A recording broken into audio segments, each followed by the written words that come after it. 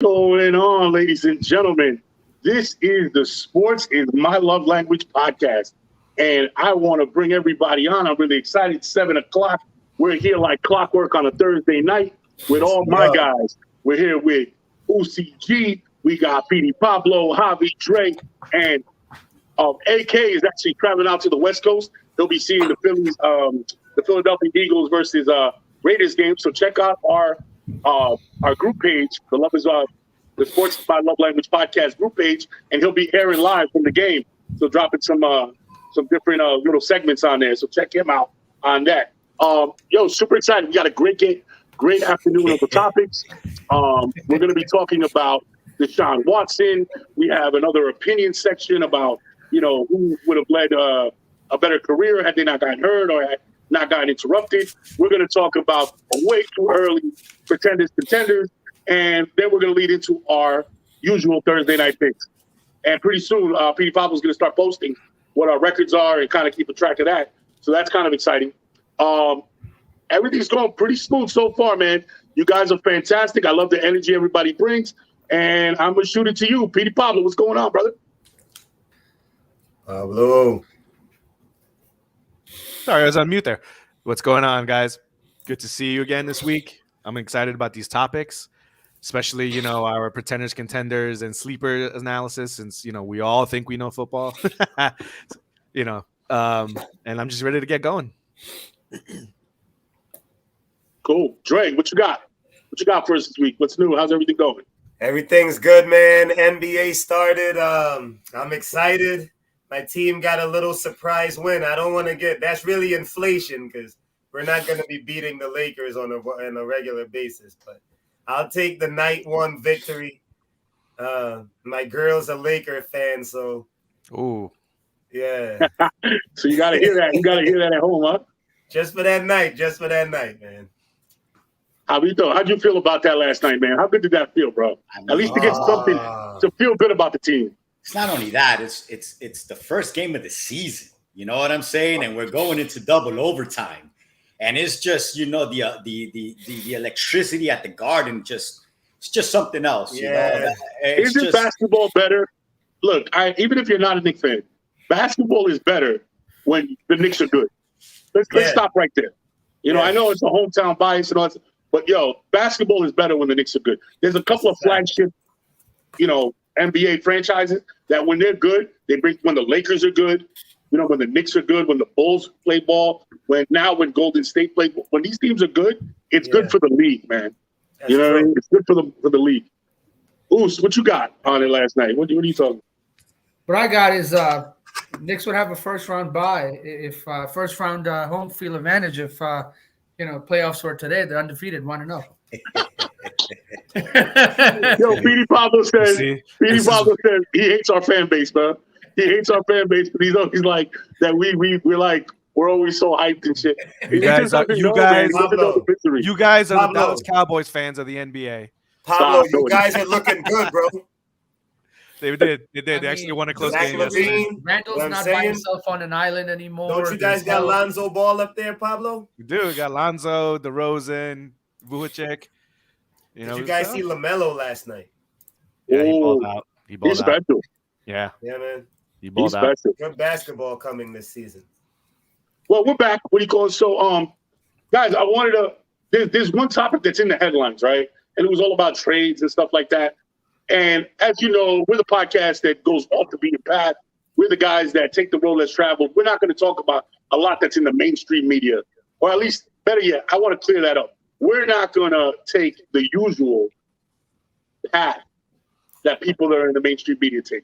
We're not going to have the same takes. And what I like about us is that we always have a very unique perspective. So when we were in pre-production, we talked about one of our topics being Deshaun Watson. All right. And we left it at that. We didn't add to it. We didn't subtract to it because we really wanted to leave it open for everybody to take their own unique, line on what they feel about the situation. Right. So now what I'm looking at is we have Deshaun Watson and the rumors are swirling about possible trades, this, that. And there's a lot of meat and potatoes there, man. So I'm just curious. I'm going to leave it to the floor. Pablo, you're up first. Speedy Pablo, go ahead. Let us know. What are your thoughts on that situation? There's so many layers that this situation can be taken on. You can take the layer with him specifically. Should he even be suspended right now? Should he play if he gets traded? Why that is given what he's being accused of. Then you can take the high level stance on the quote unquote morality of the NFL and how it applies it, or whose standard of morality is applied on there. I want to take a different stance on somewhere in the middle, a little bit leaning more towards the general morality, but more of a little bit of maybe hypocrisy by the commissioner. Right. Okay. So how did Roger Goodell come into power? By being the sheriff, by bringing the hammer down, right? Player breathed the wrong way and he got suspended. Right. And in the beginning, everyone's like, oh, he's here to clean it up, based on whatever definition of cleaning it up is. Ezekiel Elliott, got in trouble, and he had a case outside in the court. He got suspended, and then at the end of the day, nothing happened to him outside legally, right? But he still had to pay a price, and that's been his mantra. I mean, really, the only one that was like clear cut was Ray Rice, because I mean, it was clear as day. Video, right? He's got to go, right? So, fine. Now we have Deshaun Watson accused of 20, whatever that amount is. I mean, that's a lot of, accusations, from women. And on top of it, there's 4 criminal complaints, so there's a bunch of civil and then 4 criminal. And he's just been sitting there, not suspended. The team's not playing him, but he's not suspended. He's not told to stay away from the team. He's not getting game checks deducted. Where's Roger Goodell now all of a sudden in this? So that's kind of like, you would have suspended anybody when you first became commissioner for less. We've seen it. You've done it for less. What's the deal now? All of a sudden now you're not doing it, and I don't want to make an assumption of what could be driving it, but it wouldn't surprise me if a factor of it is, everything that happened. It's been happening with social justice. For African American males, and maybe he sat there and says, I'm not going to do that, because maybe that had an influence on him in terms of, well, if I come down on him, now I'm looking like, a bad guy here. He hasn't been accused of anything, right or wrong. I'm not saying it's right or wrong one way or the other. I just look at it as general of the league just kind of doing whatever benefits the league, and there's no, doesn't matter whether it's not even whether or not Deshaun Watson is guilty or not, or of what he's done. It's just about how is the league going to look, because you haven't really seen any. I mean, as far as I know, any outcry. Why is Deshaun Watson not suspended? Why Deshaun, like that the media is covering? Like to Mike said, we're taking a different path. It's not out there. There's only like little pockets here and there of conversation of it, and when there are, plenty of women out there that are highly, offended and taken aback as to why this guy's not suspended, when they've seen other guys get suspended for less, for a DUI or something, something bad. But I mean, 20-something women accusing you of sexual assault. I mean, that's crazy. And I just think the league is just taking it from that perspective of, what, we're going to not suspend him. And then we could get into, which is another day, about Gruden and, he got thrown out for emails. The white guy. Okay. The white guy. I definitely see the angle you're taking. Dre, what do you think? What are your thoughts? I think that I agree with Pablo about the league doing what benefits them the most. Especially now when they basically just started being able to put the foundation of their makeup back on after being, the butt of the jokes for the way they handled situations from like 2013 till like 2017, 2018. So I feel like they're just waiting until the suits are settled, the civil suit and the criminal suit, so that they can have any type of grounds to stand on as far as what punishment is necessary and stuff like that. Because definitely he's going to be. Is he not on the commissioner's exempt list, and why not? Because this is the perfect situation for him to be on that, to be on ice until something happens. But at least that's something. People know that is something. I feel like the people that are offended because, like Pablo said, he's at practice. So it's like nothing's happening until, but just the allegations alone are serious enough where, like, something they should at least have him not go into the facility. Abito, what do you got? All right. So let me just take the route of, I'm on Deshaun Watson's side, even though I'm not. Okay. But I am in a way because he is a player. And I feel like there's something behind this that we're not being told. And I feel like all of a sudden when he demanded a trade, everything just started to leak out. So I feel like there's, maybe I'm going through a conspiracy theory thing through here, but that's what I'm feeling out of all of this, Now, am I saying that these girls are wrong? That the prior allegations are probably true, but these probably were things that were going to be handled basically without big, let's just say, headlines throughout the media. This was probably going to be one of those things that he was going to basically take, handle it out of court, and just kind of like, let it be done. But once he put out the fact that he wanted to be traded, it just felt like, all right, no, we're not just going to let you go that easily here. We're going to drop this off on you, Now, that's me being the conspiracy theorist, Now, if I'm just going to be a realist, why is he allowed to be around the Texans, organization at this point? What happened, Roger Goodell? You were the one that came down with the hammer on basically a lot of players when you first came in after you took over Paul Tagliabue.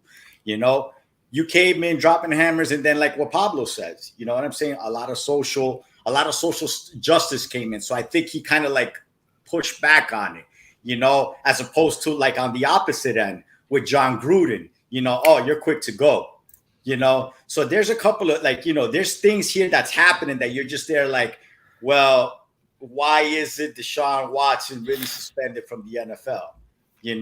So, I'm just at a point that I'm just saying, I don't know what to say about Roger Goodell, but you know what?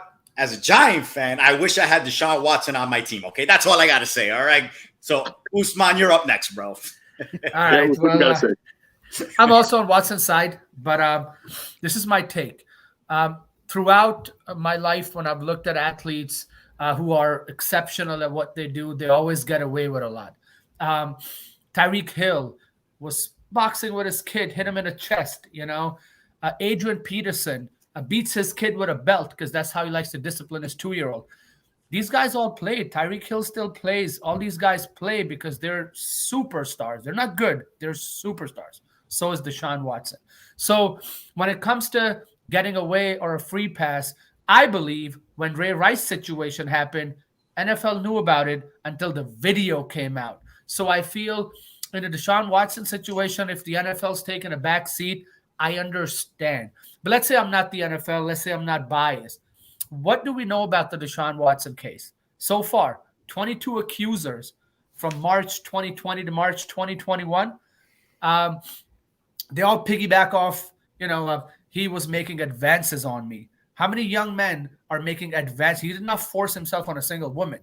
How many young men have made advances on women in life? I don't know. I'm just saying, it's wrong to, privately bring someone to a suite and then try to use your, I guess, eliteness or richness to make advances. Kind of shady. The things that he did were perverted.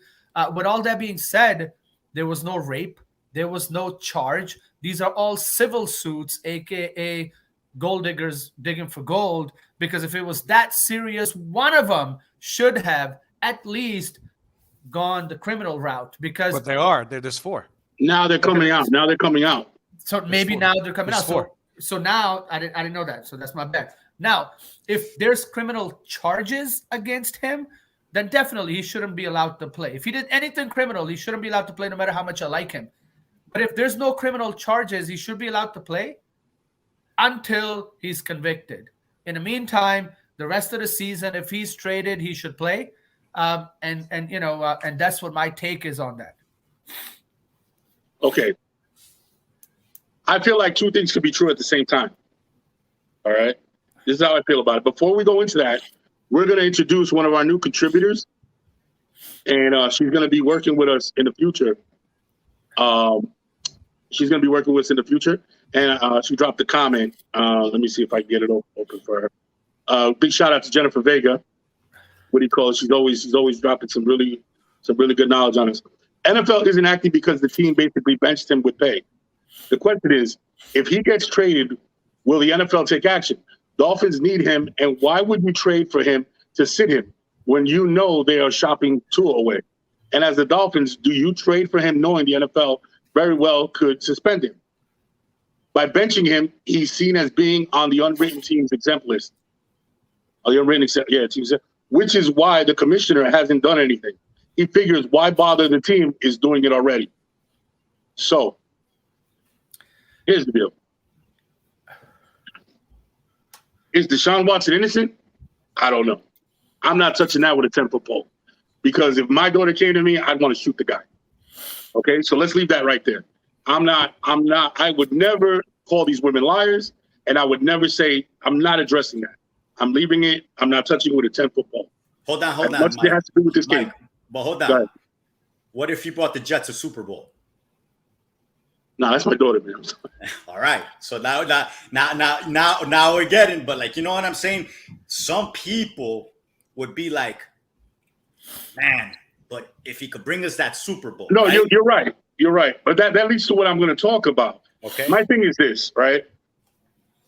The NFL is $1 billion corporation made up of teams, right? And $1 billion entities. Nobody, if you've ever watched like the pre-draft stuff, if you've ever seen videos all of a sudden come out of nowhere, like when who was it that dropped the offensive lineman, the number one offensive lineman coming out of college? I think he was I forget where he was from. Going into the NFL, gets caught with a mask on, smoking weed. Larry Tunsil gets caught smoking weed. What do you call it? What happens? Oh, that came out of nowhere. My point being, these NFL teams do their due diligence. Okay, we hear that term thrown around all the time when they're on different platforms. Their due diligence.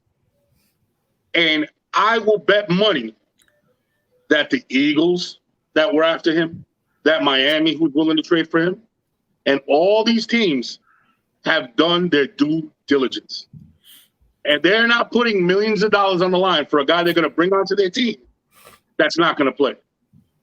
See, so my thing is whether he's guilty, I don't know, but something is in play that this man is going to come away from this and play football.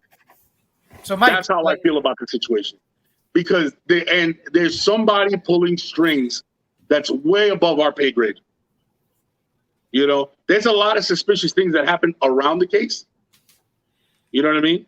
And here's how I feel. If I'm going to address that part of it, I'm going to say this. If they wanted to, if the Texans wanted to, and Deshaun Watson would have played nice, all this would have been swept under the rug, a la Pittsburgh, Ben Roethlisberger, a la Kansas City with what do you call it in his kids, a la Peterson. All this stuff, it's swept under the rug. Had he played nice, but they said, "Oh, this boy don't want to play nice." Okay, cool, we got you. Bam. Now we're gonna make sure that we not only not sweep it under the rug, but we investigate and how about this? The neighbor of the owner is the lawyer. He's the lawyer that brought the charges, right? So there's a lot of things.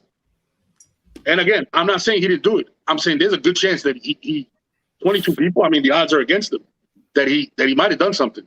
You know what I mean? why I'm just kind of being that conspiracy theorist, you know. That's why I'm like, there's something else going on, you know. And there has to be. But why is there 22 people and he's not in jail, Mike? Like, if 22 people, even one of them had something concrete and solid, you should be behind bars. Like, if you're a criminal, no, it's America, man. We got to remember, innocent until proven guilty. Nah, but here's the thing, those 22 are civil, so there's no jail. There's 4. Then eventually, a couple, 2-3 months ago, this year, right? Because this is, middle of this year is when some of them finally filed criminal complaints. So and let's not forget, that's under investigation. So you can't just say throw them in. You know what I'm saying? Right. Yeah. And let's not forget, Deshaun Watson's lawyer is standing on the fact that, these things are going to go away. He's putting out statements. It's not like they're keeping quiet and they're not talking about it. But this is why we're approaching it, because the mainstream media is not talking about that part of it. They're coming out and they're saying, nah, we're going to fight this tooth and nail. You know what I mean? Where a lot of people want to go into a hole and keep it quiet. His people are saying we're going to fight. And also the four criminal complaints, they had to put their name out there on Front Street. Yeah, do it. That's what he wanted to say. He's like, oh no, I have the right to face my accuser. I need that info. And in Texas, it's law. So that's where it kind of turned for me a little bit. I was kind of going on the same path as Javi with that, but then when 4 came out and made it criminal, I'm like, ooh.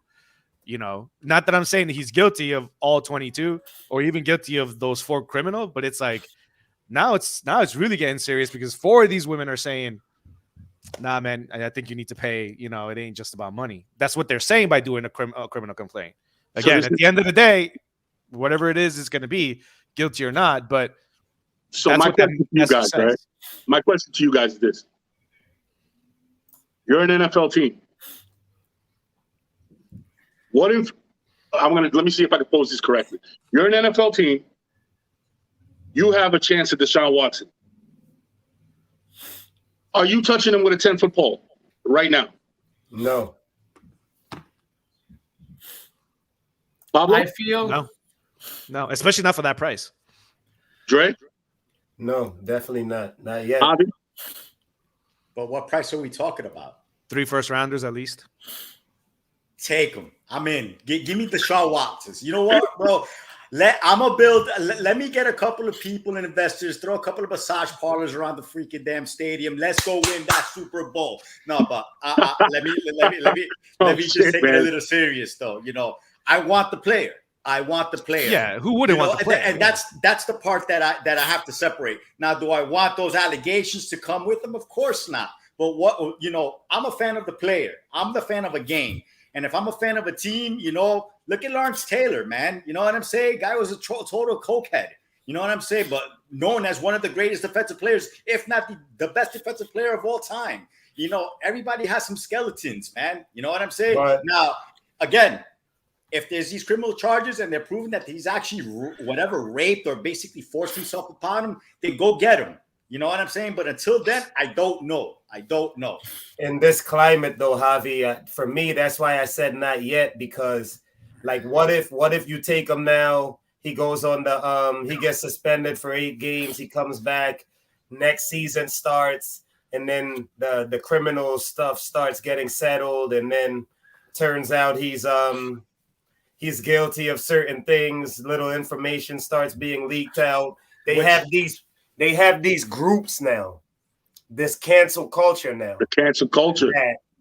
That will not be good for the Giants or for the Miami Dolphins or for any team that decides to trade for this guy or take this guy for 3 first-rounders when you don't know what type of firestorm you're going to have to put out later on. Well, and before Uzi, you go real quick. Sorry. I lost my train of thought. The NFL would survive this. Teams would survive this. That's what I'm saying. In time. You know winning what I'm saying? Winning cures everything. No, it's not even winning. Fans will get over it eventually. See what I'm saying? That's what would end up happening if a team took them and it these happened. women, that violation, that's not going away, bro. My thing is this, right? Time in because we're running. My thing is this, right? If he's guilty, he's guilty. There's nothing. I have a daughter. A couple of us have a daughter here. Like, what's wrong is wrong. What's criminal is criminal. Rape is rape. Even 10% rape is rape. It's rape. He's guilty. He goes to jail. I'll be the first one to say put him behind bars. Yeah. But if he's, let's say, I'm playing devil's advocate and saying, I have a hunch and I could be wrong. I'm not a lawyer. I don't have detailed information. I'm just a bystander. Googled a few articles, and based on that, I've formed an opinion based on just a little bit that I know. And if I'm right, if and only if I'm right, then I want Watson on my team because I believe he's innocent. I believe that there's something conspiracy, like Javi's saying, because think about it. Houston is not sitting him because of what he did. Houston is sitting him because they don't want him to get injured, because he doesn't want to play for them. And if he's not going to play for them, why are they putting him in a game? He gets injured, they get zero trade value. Yeah, they want to get value. Mm-hmm. And just for context, it's up to 10 criminal complaints.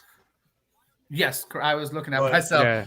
The question Mike asked was, would you make the move for him as the management of a team? There are owners. Owners that would. There are owners that would. You just said a hunch. You would make. You guys all confirm what I'm thinking. You guys all confirm what I'm thinking. What I'm thinking is, these guys are like damn near the FBI. They're damn near the FBI. Okay, I promise you that if he gets traded, all that goes away. If he gets traded, okay, that is the clear indicator that all those charges are going to go away. What about when the women start because going no on NFL team is putting that kind of investment, that kind of millions of dollars. We see it every year in the draft, where guys completely back off of somebody, off of something that they heard, off of a rumor, off of a possibility. The NFL does not work that way. These NFL teams know something that we don't. And only if he gets traded, I'm going to look in his camera and say, oh, okay, this is all going away. This is all going away. So if we see him get traded, you heard it from me. Those charges, I'm not saying whether he's innocent or guilty. What I'm saying is it's going to go away. And we have a comment here. Ayoka, hey, how you doing? Well, there needs to be an investigation first before he goes to jail. Why do these men continue to get a pass for despicable behavior? Seriously, will you look the other way just because he's an opportunity to win a Super Bowl? And that's what we're saying. No, I think we've all been pretty clear on the fact that let the justice system take it. Correct. And if it does not, we're going to have to take a look. I'm pretty sure that cancel culture that Dre mentioned that everybody's talking about will take hold if this gets swept under the rug again. See, this is not the time like when Ben Roethlisberger went through it. Correct. When he went through it, it disappeared. And he had some serious allegations against him that kind of just, hey, whatever happened to that? And now it's just a joke. I think it was like twice. Which is crazy. Twice. Yeah. It's just a joke. You know what I mean? And people just kind of brush it under the rug. Nobody really talks about it. 2 Super Bowls makes people forget, right? But I think that in this case, what we're saying is the NFL, we're not saying whether he did it or not, and you're absolutely right. These guys need to be held accountable. We can't be letting their sports acumen, I hope I said that word right, or acumen, right? Dictate whether they're guilty or innocent or whatever. But what we also cannot do is trial them in the court of public opinion. We really need to stop doing that. You know what I'm saying? We're destroying guys' lives, right? And then in the end, when this guy's innocent, you know what nobody's going to remember? Nobody's going to remember that he got let off. Everybody's going to remember a running joke that he's a rapist. And that's the sad part. You know what I mean? And I think that's part of it that we need to address as well. And really all right, guys. One thing, Mike, that you were saying, like, no team is going to spend millions of dollars and, before doing their due diligence. All these teams are highly connected. I'm not talking about like brushing under the rug, like calling in your favor at the FBI. I'm not talking about that. I'm talking about they've done their homework, and maybe they know that this case does not hold water. And maybe that's why, not that they're going to do something behind the scenes to get him out of this. I believe that a team that's going to trade for him has done all the homework to know that we believe he's innocent, and only then will a team even make an offer. And I feel Miami feels that way. That's all. Yeah. I mean, if we take into consideration, like what going to Sean Oakman, you know what I'm saying? Like, yes, from Baylor. Yeah, like, what about him? Like, he was innocent and he never even got a chance because of that fake rape charge. So that's why it's like, I'm on a point that, you know what, unless it's true, you know, and it's proven, then okay, send him to jail. But if it's not, you know, like I'm not gonna tell you that Deshaun Watson is guilty right now. I don't know, you know, and until I don't know, I think, you know, like this country's always been innocent till proven guilty. I get all the social justice. I get cancel culture, which is to me it's consequence culture. Would you take him right now? Was the question. I said that's yes. why it's important. Yes, I said yes, and you guys are saying yes. So I will trade without Saquon, the information that you're saying that you need need. Right now, you guys are saying that you would take him. Yeah, Saquon, Daniel Jones, and the 2 first-round picks next year. That's not enough. That's not enough. He don't want Watson. That's nowhere near enough for Deshaun Watson. Here, bro. You got 2 first picks. And all right. So we're gonna have to move on. Obviously, there's a lot of meat and potatoes. We're definitely gonna come back and readdress this whole situation because as it evolves, as it we get more information, as it opens up. Like I said, man, I knew we were gonna come with the heat, come with different opinions. Now let's lighten it up, man. We came in a little heavy today. And I would definitely want to lighten up. So on the group page, I posed the question, man. And it was basically about name a player whose career got cut short that you would like to have seen finish it out or not have gotten hurt, not have ended up in jail, not have a situation where he quit or retired. Somebody that would have had to be able to fill out a whole career. Who's a player, right? I got a bunch off the top of my head, and the more I think about it, the more I think of people, whatever. But Petey Pablo, who do you got? Who do you think? I'm taking the low-hanging fruit because it was the first thing that came to me, simply because of what I feel he was ahead of his time. Bo Jackson, 3. Yeah. I mean, it's the low-hanging fruit. I mean, he was averaging like 5 yards a carry in an NFL that is almost 6. It was not about passing league. It was the old school NFL, run the ball, right? And he's still averaging, to Javi's point, almost 6 yards a freaking carry. You know, in that type of NFL where you could still hit the daylights out of people. You know, in that time. You know, in 1990, you know, early 90s, something like that. And on top of it, he was a phenomenal baseball player. You know, he wasn't a below average baseball player. You know, I was just actually looking up some stats. You know, he was hitting, you know, like 272, something like that, 280. With 28 home runs at 27 years old for the Royals. I mean, he was a solid player, a very great fielder player. Let's not undervalue his fielding. And then he was, you know, in the outfield. You know, he'll run down the ball. It doesn't matter where he was going to hit. So he could probably play center by himself and play all 3 positions. You know what I'm saying? Left, right, and center by himself. It doesn't matter. He'll get there. And it's just a shame that, you know, that it was a hip injury that in today's world he could come back from. You know, from that type of hip injury. With rehab and time like that. So for me, that's really, you know, what it was, simply because I just felt he was ahead of his time and he was just so above, you know, the rest of the NFL, especially the rest of the running backs in the league at that time for the most part, you know, maybe an exception or two in there.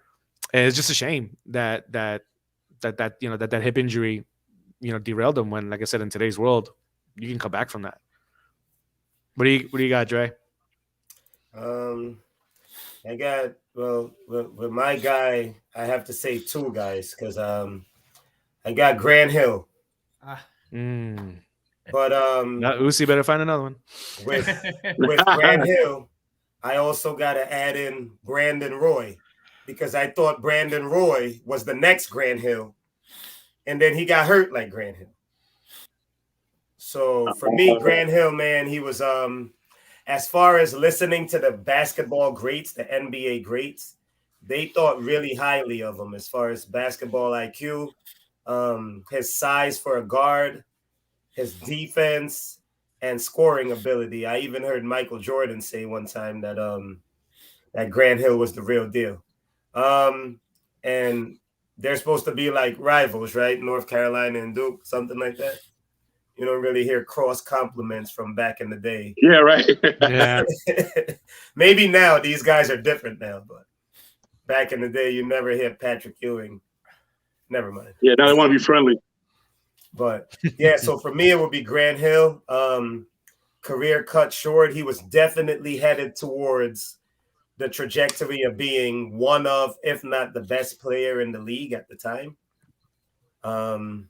And then after the injury started, he just couldn't get it back together. He played again, but it was never at the same level. He came back. He was with Phoenix, with Steve Nash and them, but it was never the same, man. So for me, I would just like to see. I would like to see Grant Hill get to finish his career. How we go? All right, I'm a big time Giant fan, but there was this one guy on the Philadelphia Eagles that used to tear us, and his name was Jerome Brown. That guy was 27 years old and a monster. All right, that's when he died. So like that, even though I hated to go against that defense because he was one of those guys that, just cause havoc. I was sad to see his career cut short, because of that car accident. That's one of them, because he was just a monster. Reggie White, Seth Joyner, that was a monster. Hey, Mike Golick. Don't forget Mike Golick. I'm just kidding. Mike Golick. Who's the linebacker there? There was a big Seth Joyner. Seth Joyner, right? All right, Seth Joyner. So yeah, man. Another one that I'll bring up is Reggie Lewis from the Boston Celtics. Great basketball player. Like he had it all. He could take the jump shot. He could drive on you. Could defensively be, and then one of those freak heart things that he had, and he's gone. And you're just there wondering what could have been of that career. Because it looked like Hall of Fame-ish. The way he was going. And then another one that came to mind that was more recent, Andrew Luck. What happened? Yeah, I get it, but man, you were good, man. That guy was good, and just to kind of I get it, things started to happen and just wasn't feeling, just decided that I guess his health was just more important than putting it on the line, but that's one that, we could be talking about a guy that, could have been setting records as well 10, 15 years from now. Yeah, I think he lost his passion because the injuries just kept piling up. Yeah, of course. For sure. Yeah. That's definitely, so those are my three that basically, but going back to Pablo, Bo Jackson didn't even play a fucking full season too of football. That boy would finish the baseball season and very next day be flying to freaking, I think it was Los Angeles Raiders at that time, and play 10 games and still have almost 900 yards rushing, but with I said, 5 to 6 yards a carry. It's just crazy, that guy, what he was, and the commercials. Bo knows. Bo knows. We were always like, yeah, he does. Like you couldn't say no, he doesn't know. Like we were always like, yeah, that guy knows, man. There's, you wouldn't just say. Now, don't forget him in Tecmo Bowl. Oh, bro, this unstoppable. He was just one. He only had one play too. That was the fun. That's all you needed, man. Just go. So what you got, Oos? Well, the first person I got is Sean Taylor, Washington Redskins. Oh. Shot at home. I feel, as a Giants fan, but still, the dude was a beast from the U. But I feel that it's just you're in your house, you died in your house. Yeah, you got shot. I mean, that's horrible. Grant Hill, obviously. I also had Penny Hardaway. I feel, while I'm a Knicks fan, I have no idea what happened. Him and Shaq together could have just Orlando Magic could have just been some monsters, bro. Yeah. Dennis Scott Skiles. That was a good team, man. That was a great team. Nick Anderson. Nick Anderson that year, wow, and I mean, I just felt Penny Hardaway as a kid growing up. Those days, I used to personally play basketball with my friends, at the court and stuff. And I feel like that is one star we lost after Grant Hill. That's my biggest miss. I also feel T-Mac's career ended a bit, way sooner than it should have. And I feel lower back problems. Yeah. And I feel like he gave us a good decade of T-Mac, but then, he just I feel T-Mac should have won a ring. I feel like T-Mac could have won a ring. I can never forget that game. I think in 30 seconds, he scored 18 points or something like that. He just went off. I forget. It was on TNT. I remember that game, even up till today. So those are my guys. Sean Taylor topping the list, of course, and Grant Hill too. And just because Usman said T-Mac, really quick, true story. T-Mac himself told it. They were about to get Tim Duncan, and Doc Rivers, as the coach, wouldn't allow Tim Duncan to have his family fly on the plane with him. So Tim turned the deal down. Wow. Oh my God, that's a kick in the ass. Just because you said he should have a ring, I thought I should say that. Yeah, that's a kick in the ass. That would have guaranteed it right there. The big fundamental. All right, so I'm going to throw two out there. I want to know what you guys think. Michael Jordan and Mike Tyson. Let's start with Michael Jordan. The baseball player? If his career would have got interrupted, would he have had another He's chip? going to remix it. He's going to remix it. Watch. Would he have had another chip? Yeah. Would they have let the Rockets in? Would these teams have won one? Right? So I always think of that. I'm like, would he have gone 7 in a row? If 8. he would have been there. Or 8. 8 in a row. So Mike Jordan's one of them. Really Mike quick. Tyson. When Mike Tyson went to jail, right? People forget he lost to Buster Douglas, right? But he bounced back, and he was still Mike, and he was still a beast. And he actually after he lost to Buster Douglas, he went back to being closer to the original Mike, the Customato Mike, and he knocked some jokers out right before he went to jail. Okay, and when he came out of jail, he was just never the same. He was never the same fighter, and you saw what happened after that. He just didn't have it in him as much anymore. So I always wondered two things: if Customato would have died, and would have stayed by his side, or at least Jim Jacobs and his trainer would have stayed in his corner, right? And these people wouldn't have gotten their grips on him, and he wouldn't have gone to jail. What Mike Tyson could have been? Because I'm one of the people that I'm a boxer. I love boxing, and I'll tell you right now, Mike Tyson is held in a much higher esteem by the public than I think he is within his own boxers. Within boxers are like, yeah, he was good, but he was no Lennox Lewis. He was good, but he was no Evander Holyfield. He was good, but he was no, you know what I mean? But to the public, we look at him and we're like, whoa. And I always want to know, because I believe the young Tyson, the Tyson that won the championship, the youngest heavyweight champ ever, I believe that Tyson could have beat all of them.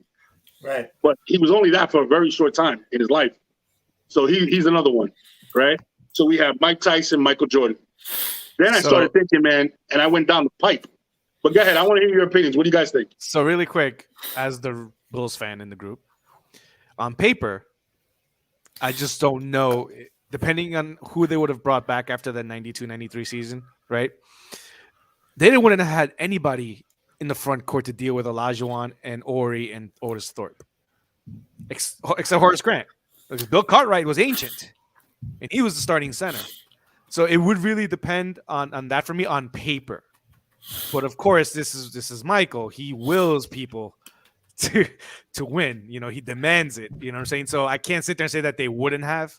But on paper, when you look at that Rockets line roster versus that Bulls roster that won the championship the year before, obviously not knowing what the changes they might have made or anything like that, it would have been hard to see that, you know, to fathom that, because I don't see anybody being able to stop Olajuwon, you know, in that front court. But just for context, but like I said, I'm Bulls fan, but I'll be objective on that. Not even Luke Longley, because the first game that Jordan came back, Luke wasn't on the roster.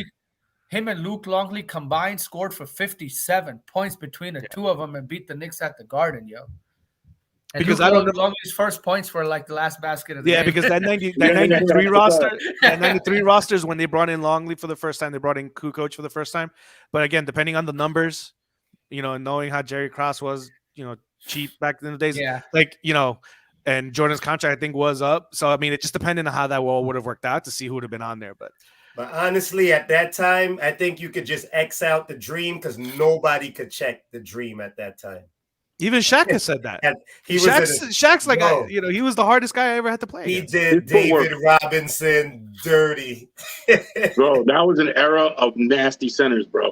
And Olajuwon had the best footwork and the best jumper. Well, I don't know, maybe not the best, but definitely the best footwork. You got a better jumper. But I mean, for that time, he had a good jumper for a center. better than Patrick Ewing. Honest, no bias No, opinion. Patrick No, was the master of that. no. I will tell Patrick Ewing had that turnaround. That turnaround. Yeah, that turnaround he had was really nice. Okay, So, I got a question. What about But Luke Longley was on that 94 team the year Michael left. Right. That's what I'm saying. But I don't know how that roster would have looked like if Michael had to come down. And that was the first year Tony Kukoc was on C. So I do see. But that's assuming. Better, that's assuming that it was the same roster plus Michael on it. Is what I'm saying. Well, Tony was coming. That wasn't like Tony was just gonna come. Now, as far as who the center and who the other guy would have been out of the roster, I mean, do we really care? It's Michael Jordan, right? But that's why I said on paper, I wouldn't see it. But on. I don't think Michael. I don't think the Houston Rockets come close. That's how I see it. Okay, what do you call? I got a couple other names for you. Derek Brooks. The linebacker? Yeah, the linebacker. No, from Kansas City. My bad. Chiefs, man. Derek Thomas. Derek Thomas. Bro. Yeah, that was another he was one. the next Lawrence, 22 sacks of the season. He was a monster. I think Earl Campbell, he got hurt early. Terrell Davis. Gale Sayers, Terrell Davis.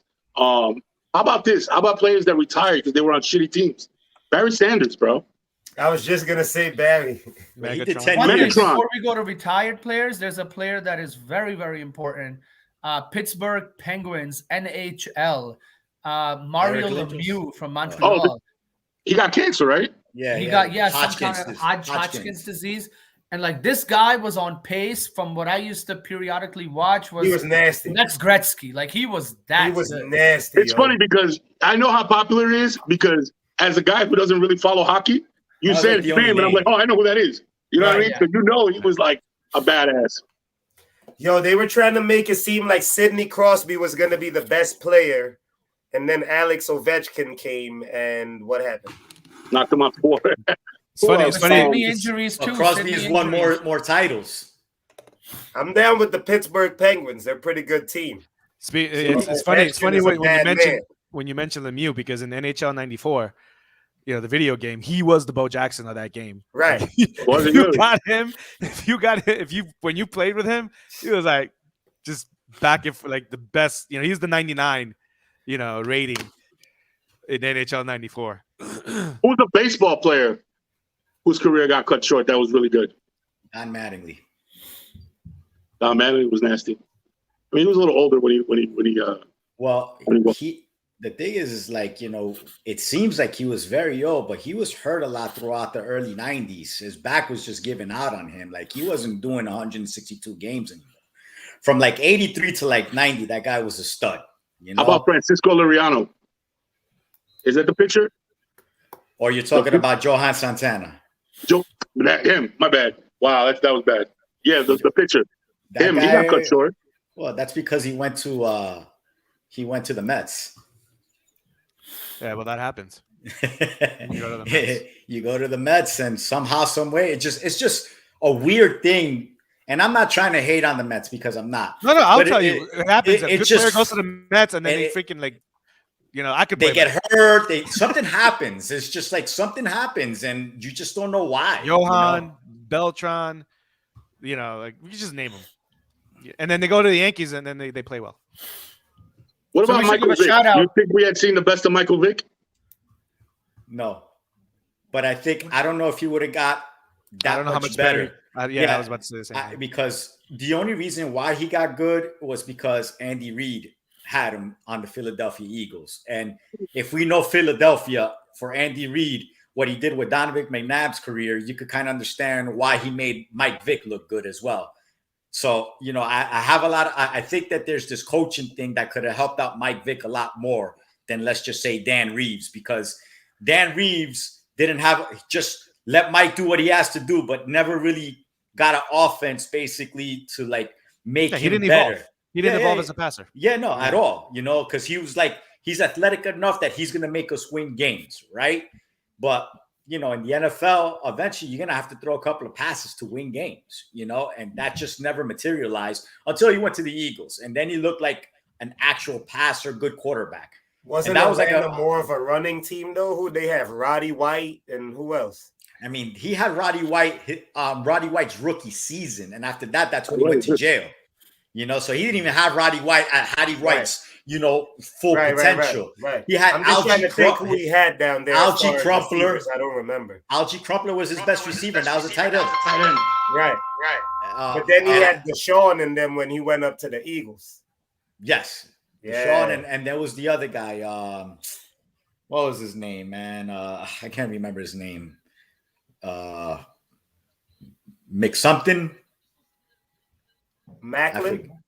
Jeremy Maclin. There you go. I knew it was something McSomething. Does anybody know what was Deshaun Jackson's 40 time? Because I always respected his speed. Yeah. But I never knew it was still do. That guy just cooks everybody. I don't understand how that guy's just constantly wide open, just 60 yards down the field, and it's 4.35. 4.35. Wow.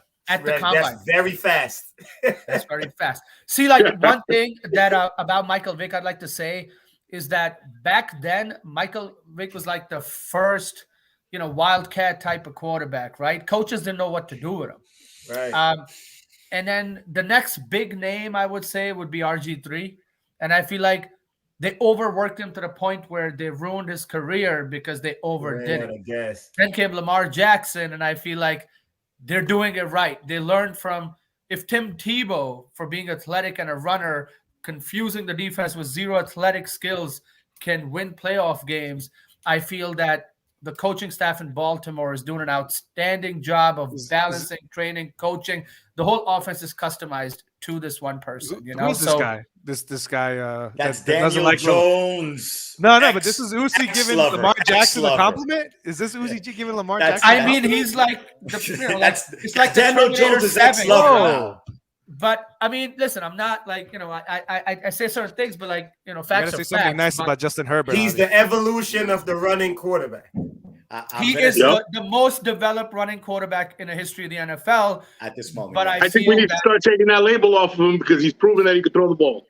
I think we need to stop calling him a running quarterback, and we need to start calling him we can call him a running. He's QRB. We should give him a new position. A QRB. We need to start addressing him in the vein of a Steve Young. I mean, he's becoming more of a Steve Young, and without a Jerry Rice. I agree. Without a Jerry Rice. I will do that or say that when I can see Lamar just sit in a pocket and dissect the defense to reads, and I'll say that and I'll surrender to all of you. But until then, just remember, and if you could disagree with me, you can, that the threat of Lamar's feet, the threat of his ability to run affects the whole defense. And I feel like I'll take that any day. Open because of that. I'll take that any day. I'll take that any day. They did with Frank Tarkenton. So did Frank Tarkenton. So did Archie Manning, right? But they're not considered running quarterbacks. So then, Oos, he never had the chance to develop the passing like those other guys because he never needed to. Right. Who am I? All right, guys, we're gonna move on. We're gonna move on. He always had those legs. So, like with me, my left foot was really, really strong. In Trinidad, nobody told me, Drake, kick with your right foot because I could score anything with my left. When I came here for high school, the coach was surprised. He was like, you're really good with your left, but what about the right? And I had just started learning to kick with my right foot at 14 years old. What works. So, all right, guys, we're going to move on. We're going to hit it with the pretenders and contenders. Yeah. Right. I know one of you guys, can we run off the list of teams that we talked about yesterday? Yeah. Off the bat. So AFC. Go ahead. AFC is Buffalo, Tennessee, Chargers, Raiders, Ravens, Bengals. Okay, let's go one at a time. Buffalo. Go around. Go, Pablo. You first. Contender. Dre. Okay. Dre, why do you think? Just a quick sentence on why. I think they're evolving. I mean, they have top 3 offense, top 3 defense in the NFL. It was number 1 for both before they lost to Tennessee, and I think it just fluctuated a little bit. But I think they have the complete package in terms of what you need. They can throw the ball, they can run the ball in different ways. It doesn't necessarily have to be your traditional single running back. They use 2 RBs, and obviously Allen can run, and they've got talent at all 3 levels on the defensive side. All right. So it's just a matter of getting over each hump in the playoffs. Right. But I would say contender, but with an asterisk, Because if they lose like that again, then I don't think they'll be able to win in the playoffs. Number one, because they won't have home field advantage. And number two, because you just can't lose that way. Javito. I think they're contenders. Josh Allen continues to prove that he's legit.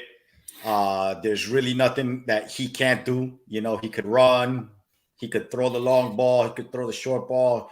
He's evolving on basically, making his reads. And obviously defensively they gotten better.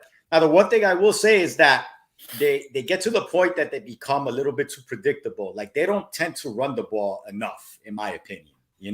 So it does become predictable. But even that with predictability, they're still moving the ball. So it's like, if they get the running game going, there's really like the sky's the limit. Like they could actually take it all the way.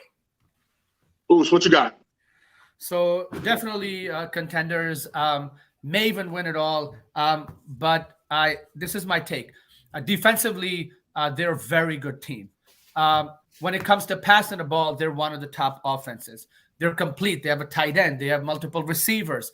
What they don't have is a running game. And in the playoffs, especially, they play in a cold weather stadium themselves. So running game is an issue, and their quarterback is their best runner, I feel. So I feel something that I noticed from just an eye test that last game they played, something about Josh Allen, he was off. He was overthrowing open receivers in the corner. There's something off about him. And I just don't know if it was his first close game of the season, his first big game of the season where you're super favorites. So I feel that if they grow through some tough games during the season, I don't think that they're beatable in the playoffs. But if Josh plays the way he was, mentally not there and phased out, then I believe that, it's open. So it's all about the QB play and how unpredictable they can become. Okay, Bills, I think they're contenders. I think they got a defense. They got 3 layers of defense. Their front seven is great. I think their corners and their safeties are fantastic. I am concerned about their running game. I do like Diggs is a monster. Allen plays ball. I think their coaching is good. He's making good decisions. Clock management, I think he handles himself well.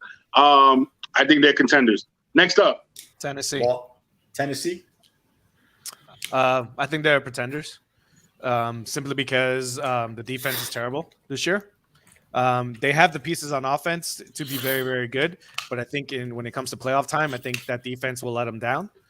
And that's really what it is for me right there. Because unless they can just control an entire game with Derrick Henry, but based on the fact that they'd be seeing, Buffalo, who we just talked about, the Chargers, who we're going to talk about, Kansas City, you can't, forget about them, even though they're 3-3. When I'm talking about pretenders for a championship is when they play those teams. And I just don't think they'll be able to hold up. We got Dre. Pretenders running out of time. Mm-hmm. I say they're pretenders just because I always say I don't think Ryan Tannehill could do it. When it's crunch time, I just don't think he has it. Period. Usman. Pretenders, I feel that their corners just give up everything to everyone. Also, they've been decimated with injuries. So what if their passing game gets better? They do have the king at the running back, but yes, pretenders still. Same thing. I say pretender only because Tyler Lewan is not the Tyler Lewan of old. I think Tannehill's overrated, personally. Always has been. I think he had a good year because he has, like you said, King Henry behind him. I mean, Next up. That playoff run that they had was basically King Henry and like 5 passes. Yeah. Chiefs? The Chiefs. Well, they weren't on the list right now because they have a 500 record. We'll go with the Ravens. They're contenders to me. They're scary on offense. And even though they lost their best corner, I think they have still enough talent on defense, and their scheme defensively is good. Dre. They're contenders. I like the way their offense and defense feed off of each other. I don't know if you guys noticed with the Ravens, their offense, like Lamar Jackson, he's going up to the linebackers, and they're like I think it's pretty cool how the Ravens have it going. I think they're contenders for sure. How you do? Yeah, I think they're contenders. And the main reason what I'm seeing out of this is like with all the injuries before the season started, they're 5-1 right now. Right. All right. So if they start getting a little bit healthier, they're just going to get better. And Justin Herbert saw that. defensively wise. So if they get better defensively as a team, as the season goes, they're definitely contenders, man. Who's mine? Here we go. Well, outside of Packers and Rams, they have an easy schedule. They can secure the number 1 seed. So they have an easy schedule. I believe that they're a kind of team that is dependent on game script. If it's a low-scoring game, if the defense is holding, a lot of things have to go their way. If it's tight, Lamar will put all the pressure on you with his legs. I believe they're pretenders, and I believe for a regular season they'll have a good record, but in the playoffs, maybe they'll win 1 game in the playoffs. All right. What do you call it? I'm going to call them a contender. I think we haven't even seen Lamar scratch the surface. All right, guys, we're going to cut that. We're going to cut that segment. What we're going to do is we're going to address another set of teams next week. Let's go. Predictions for tonight's game. Pablo. I'm taking the Broncos, even though the line is 1.5 Cleveland. That's basically, to me, a pick 'em. I just think because Teddy Bridgewater is playing, they're basically at full strength. The defense is very good, and Cleveland is decimated on offense. And, so I just think they'll squeak it out. I would probably say 24-20 Broncos. Cleveland? You said 24-20 Broncos? Broncos. All right, great. Low scoring game, 21-14 Broncos. Broncos going to bounce back from last week.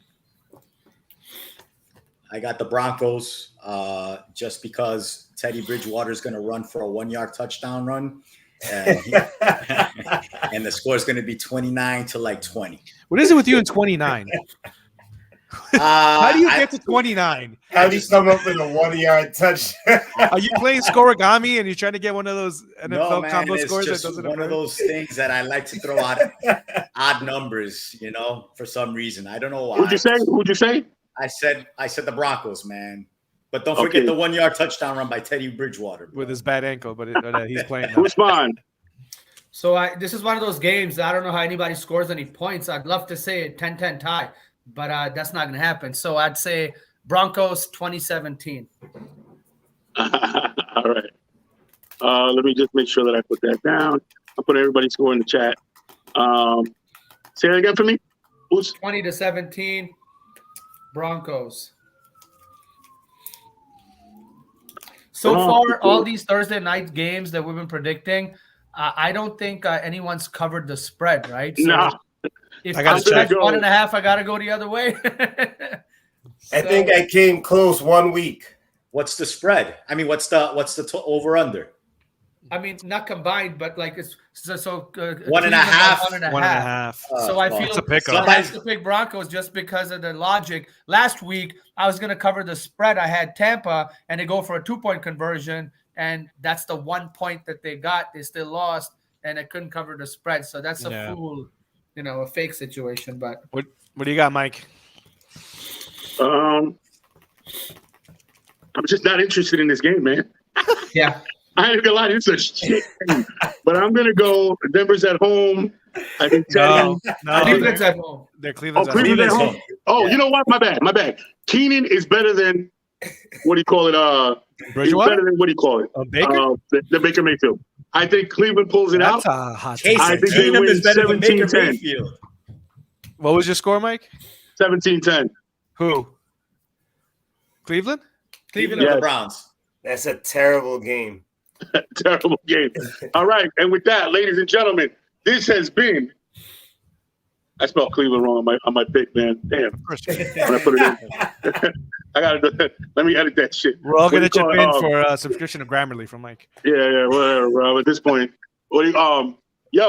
So, guys, enjoy the game. This has been the Sports is My Love Language podcast. I hope you guys enjoyed it. Don't forget to comment down below, like, share. Let us know what you think. Let us know that you're listening. Definitely let us know what your thoughts are on a player that got their career cut short. We want to hear your thoughts on Deshaun Watson. Keep us going, man. We definitely appreciate everybody who participates, everybody who shares, everybody who's listening. Pretty soon, look out for us. We're going to be on all platforms very soon. And with that, ladies and gentlemen, we are out of here. Enjoy the game, fellas. And check out our live. We're going to have our game thread on the group. So definitely apply to that. Join on that, all right? Later.